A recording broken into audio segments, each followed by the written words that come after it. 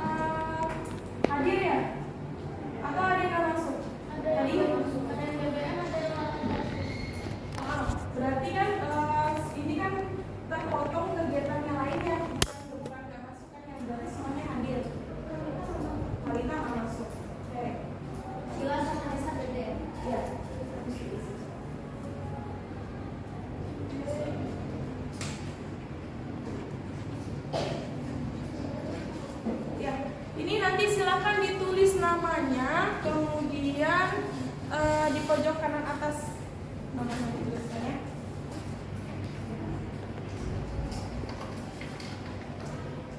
Nah, apa yang ditulis di kertas itu? Nah, saya minta dari gambar ini, gambar yang disajikan, kira-kira apa aja sih benda mati dan benda hidupnya? Silakan dikelompokkan. Sebentar aja ya. Waktunya 1 menit.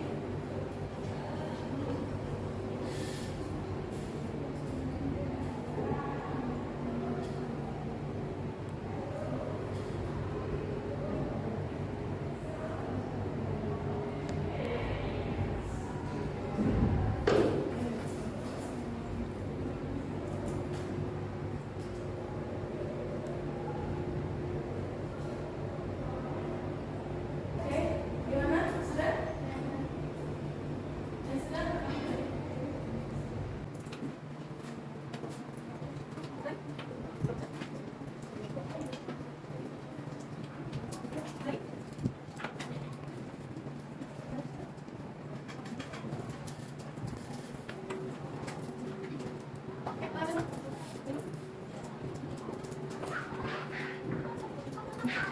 Oke, sudah ya, berarti ada semua ya.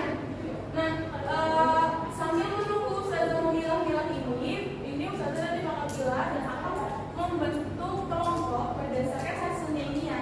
Nah, kemudian sambil menunggu berarti kalian silakan dibuka dulu bukunya. Boleh? Silakan dibuka dulu buku cetaknya, halaman 130 ya. Silakan dibuka buku cetaknya di halaman 130.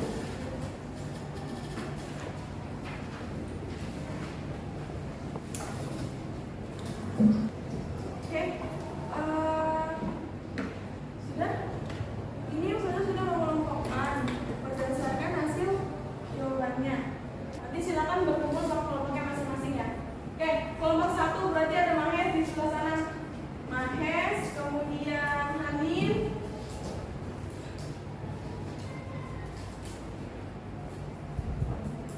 kemudian Aura, sama Vivi. Di sana berarti ada Mahes, Hanin, Aura, sama Vivi. Nah, terus di kelompok 2 itu ada Hafsah, Rara, Alia Izati, sama Emira.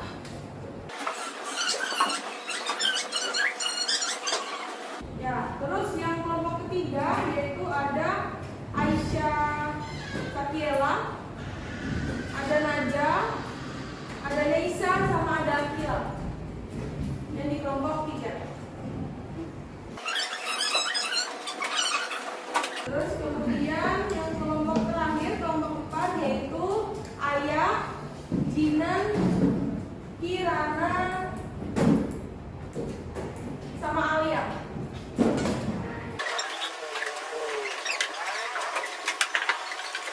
Oke, semuanya sudah sama kelompoknya ya.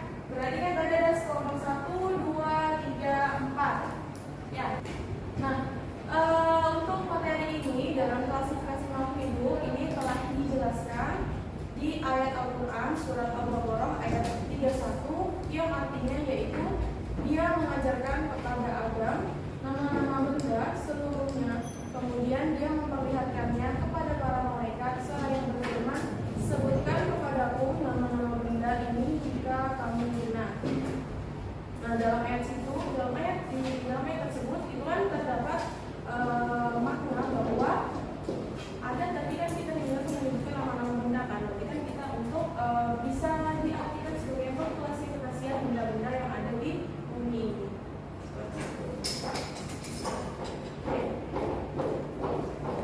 Nah, sebelumnya kan nanti kita bakal mengerjakan LKPD ini. Nah, sebelumnya saya bakal mengerjakan suatu video dulu. Pendidikan Indonesia disebut sebagai jalur penghabisan. Karena ini, mungkin dilakukan untuk kesehatan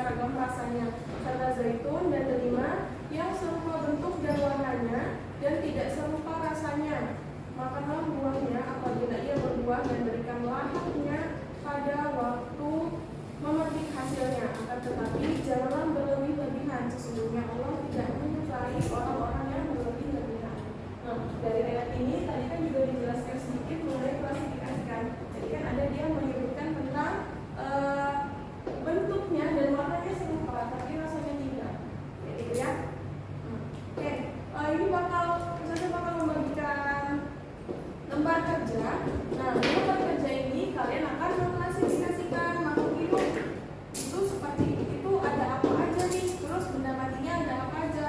Jadi kita tolong ayah untuk membagikan ke teman-temannya, ya.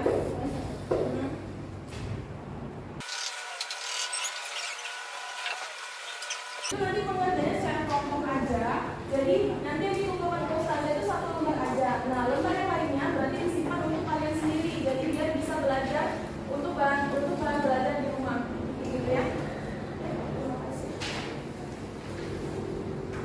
Nah, sebelum mengerjakan itu, kita akan menjelaskan materinya tentang klasifikasi makhluk hidup. Gimana sih atau apa aja sih karakteristiknya makhluk hidup itu bisa dikategorikan sebagai hidup, ya benar hidup. Nah, oke, untuk karakteristik dari makhluk hidup itu sendiri, dia dibedakan menjadi 8 jenis. Nah, untuk yang pertama, yaitu benda hidup, dia dikatakan hidup ketika yang pertama yaitu mempunyai kemampuan untuk bergerak. Nah, contohnya apa? Contohnya seperti yang ada di gambar ini ya. Itu apa itu gambar apa? Putri malu. Nah, itu dia ketika kan kalau misalnya putri malu itu kan dia daunnya kan kayak gini ya, melebar gini kan. Nah, kemudian ketika dia itu kita beri sentuhan, maka dia akan bergerak menutup nih. Ya, berarti kan itu kan dia bendanya itu bergerak. Kayak gitu ya. Nah, itu benda dikatakan hidup apabila dia bergerak. Nah, terus dia dapat tumbuh dan berkembang. Contohnya apa? Nih, kalau ustazah ambil dari sini ini gambar apa? Hah? Tanaman apa yuk? Biji kecambah. Kayak gitu, ya. Nah, itu kalau misalnya bisa kalian lihat, itu kan diawali dari biji ya. Terus kemudian ada tunasnya, terus akhirnya kemudian tumbuh lagi, akhirnya menjadi tanaman. Kayak gitu ya. Nah, contoh lainnya apa? Ada bisa kasih contoh nggak? Contoh lain dari manusia. Manusia itu kan ada perkembangannya ya. Dia dari bayi, kemudian balita, kayak gitu. Ya, sampai dewasa. Oke, terus jadi yang ketiga apa? Memiliki kemampuan reproduksi. Nah, oke, kalau yang contoh yang ada di gambar ini gambar apa? Telur ayam. Nah, dia itu kan bereproduksinya kan dengan cara bertelur kan. Ada yang masih ingat nggak kemarin? Untuk cara perkembangbiakan atau cara perkembangbiakan hewan itu kan dia dibedakan menjadi 3 nih. Ya, oke. Ada apa aja? Alia.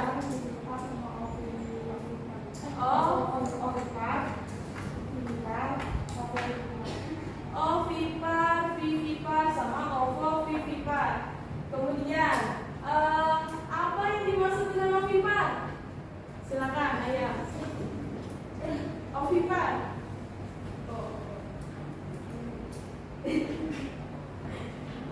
Ini kayak apa? Contohnya ayam.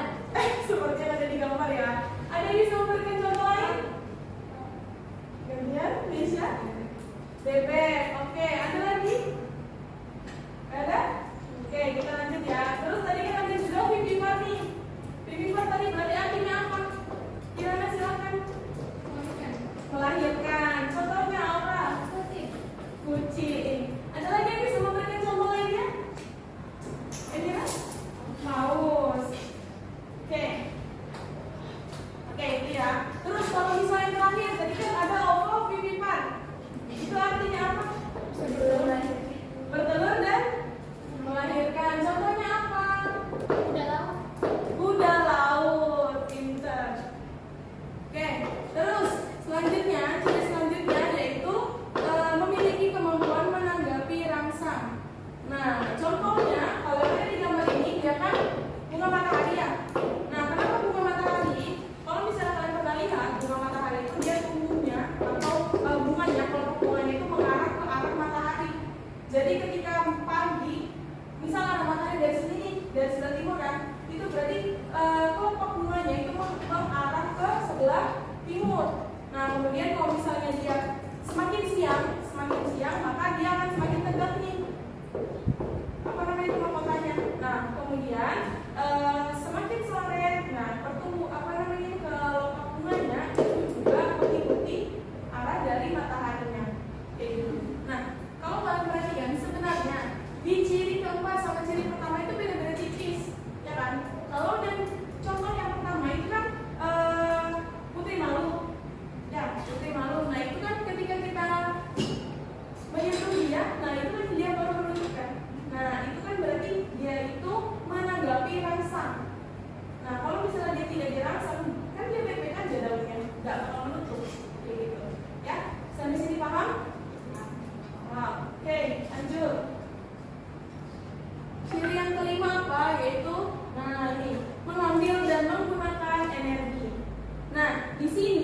selanjutnya ini proses apa namanya?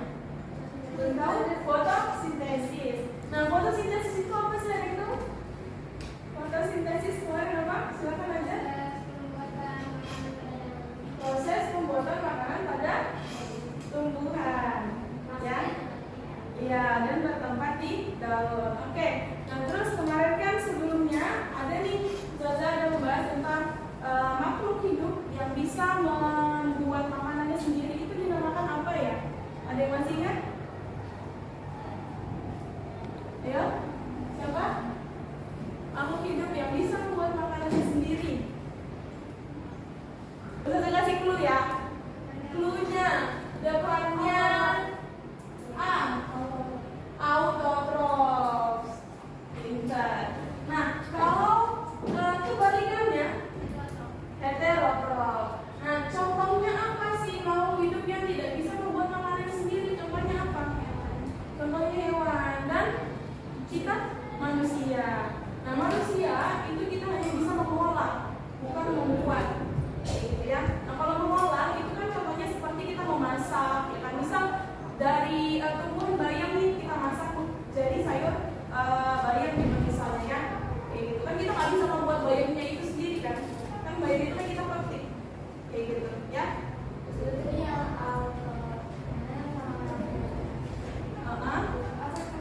Kalau autotroph itu merupakan makhluk hidup yang dapat membuat makanannya sendiri. Sedangkan kalau heterotroph berarti kebalikannya, berarti dia tidak bisa membuat makanannya sendiri. Contohnya kita manusia dan tumbuhan. Oke, lanjut ya. Nah, ciri selanjutnya yaitu dapat bernafas. Nah, terus ya ciri selanjutnya yaitu menghasilkan zat sisa. Nah, zat sisa ini itu apa? Zat sisa itu merupakan zat yang tidak diperlukan lagi oleh tubuh kita. Ya, ada yang bisa memberikan contohnya seperti apa? Zat yang tidak diperlukan lagi di tubuh kita. Apa? Nanti silakan. Karbon dioksida. Kan kita bernapas sih, mengeluarkan nafas kan. Nah, ketika kita mau mengeluarkan nafas itu kan ini ya, mengeluarkan karbon dioksida. Ada lagi?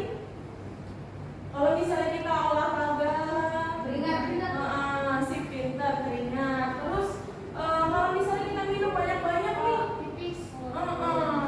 Terus apa? Ada apa lagi? Photosynthesis, gitu ya. Sip. Sampai sini sudah paham ya berarti ya? Ya. Nah, ini yang terakhir yaitu tersusun dari sel. Nah, contohnya seperti ini. Nah, ini tuh apa sih? Ini tuh namanya amoeba, paramecium sama euglena. Nah, sebenarnya secara struktural sel itu dia dibedakan menjadi dua. Ada uniseluler sama multiseluler. Nah, kalau uniseluler itu apa? Dia contohnya seperti ini. Uniseluler itu berarti makhluk hidup yang tersusun atas sel-sel yang sederhana. Ya, yang simple, dia lebih simple. Nah, kalau multiseluler berarti sel penyusunnya itu lebih kompleks. Contohnya manusia. Ada lagi yang bisa memberikan contoh? Selain manusia, apa gimana? Hewan, sip, pintar. Oke. Berarti sampai sini ada yang mau ditanyakan tentang ciri dari atau karakteristik dari makhluk hidup? Ada yang mau ditanyakan? Ya. Tidak? Semuanya paham? Ya. Oke. Kalau begitu berarti sekarang silahkan berdiskusi dengan kelompoknya dan tolong dikerjakan ini ya lembarnya. Langsung di sini. Kemudian yang dipupuk ke Ustazah nanti hanya satu pasang lembar kertas ini. Yang lainnya silahkan disimpan untuk kalian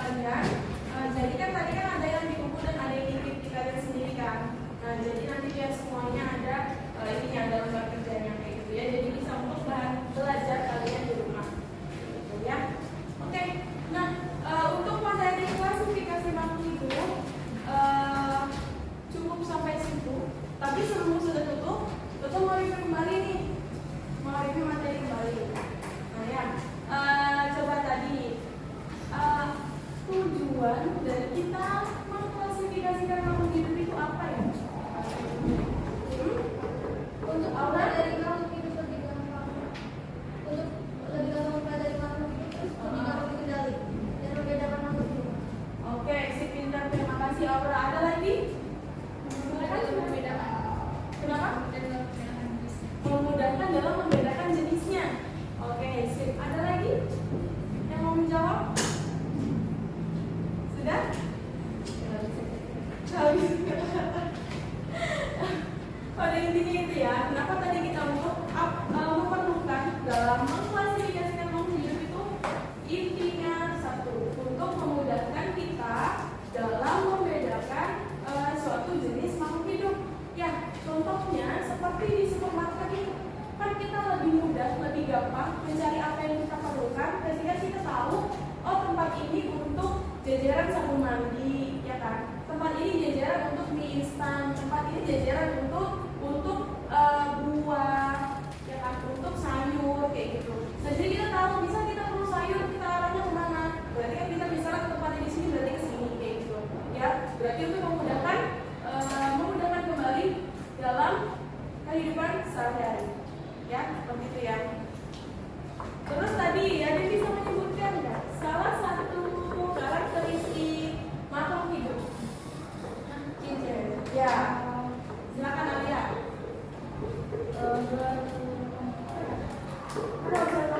Bisa bernafas, kemampuan reproduksi, susun dari sel, mengeluarkan zat sisa. Ada lagi bertumbuh dan berkembang. Ada lagi bereproduksi. Peka terhadap mangsa. Mengambil dan menggunakan energi. Oke, ada di sini ternyata ya. Coba lihat tadi contohnya. Tadi kan ada bertumbuh dan berkembang kan ya. Contoh apa? Salah satu karakteristiknya. Tadi bisa menyebutkan nggak? Contohnya apa? Silakan. Manusia, pertumbuhan manusia kan, pertumbuhan hewan sama pertumbuhan tumbuhan. Gitu ya. Kalau tumbuhan tadi kan udah terkasih lihat gambarnya yang biji kecambah tadi kan ya. Yang berawal dari biji kemudian dia bisa tumbuh menjadi tumbuhan. Gitu ya. Nah, oke. Sampai sini dulu. Ada yang mau ditanyakan? Nggak ada? Semuanya sudah paham? Oke, sebelum kita menutup materi, nih,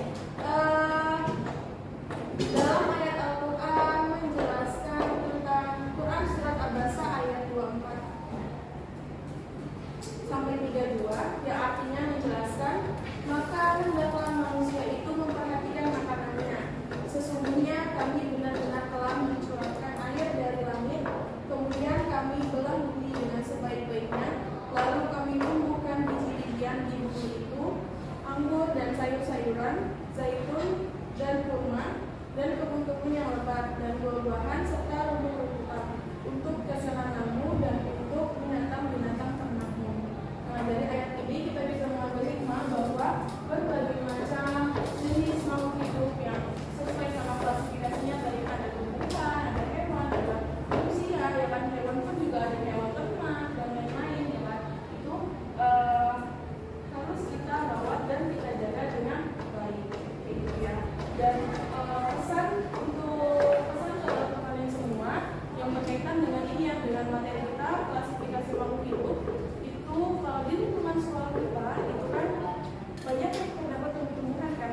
Nah, di sana kan juga banyak nih jenisnya, misalnya kayak ada yang tumbuhan dari biji dikotil dan non-kotil. Nah, itu kan tugas kita itu untuk merawatnya, ya kan. Nah, itu kan untuk yang sisi organiknya nih. Terus kalau misalnya yang non-organiknya apa? Contohnya seperti sampah. Sampah itu juga kita klasifikasikan kan? Ya, klasifikasinya ada apa aja? Kertas, ya, sama kertas. Ada non-organik, ada organik, sama ada kertas, sama ada harusnya ada ini juga ya, ada botol dan tutup botolnya kayak gitu. Nah, itu semua kita klasifikasikan. Kenapa? Karena sekali lagi